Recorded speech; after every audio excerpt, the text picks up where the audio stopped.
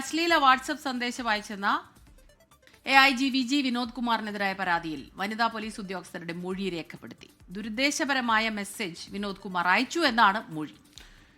SP Merin ജോസഫാണ് മൊഴി രേഖപ്പെടുത്തിയത്. ഷഫീദ് റാവുത്തർ വിവരങ്ങളുമായി തിരുവനന്തപുരത്ത് നിന്ന് ചേരുന്നുണ്ട്. ഷഫീദ്, കഴിഞ്ഞ ദിവസം ഈ വിനോദ് കുമാറിന്റെ മൊഴിയും രേഖപ്പെടുത്തിയിരുന്നു. എന്താണ് ഈ പരാതിക്കാരായ വനിതാ SIമാരുടെ മൊഴിയുടെ വിശദാംശങ്ങൾ ഷഫീദ്?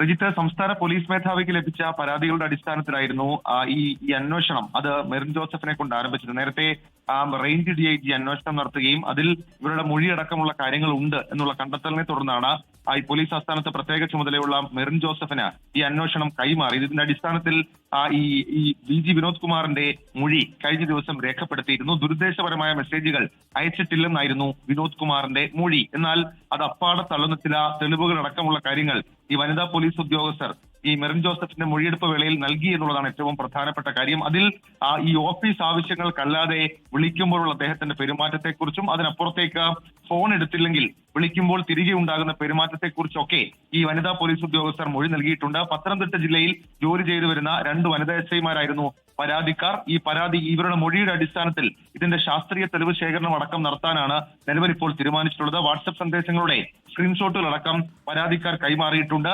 അതിൽ ശാസ്ത്രീയ പരിശോധന നടത്തും. കൂടാതെ VG വിനോദ് കുമാർ തന്നെ ഇക്കാര്യത്തിൽ മറ്റൊരു പരാതി നൽകിയിരുന്നു. പ്രത്യേകിച്ച് തനിക്കെതിരെ ഗൂഢാലോചന നടക്കുന്നു എന്നൊക്കെ ചൂണ്ടിക്കാട്ടിയായിരുന്നു പരാതി.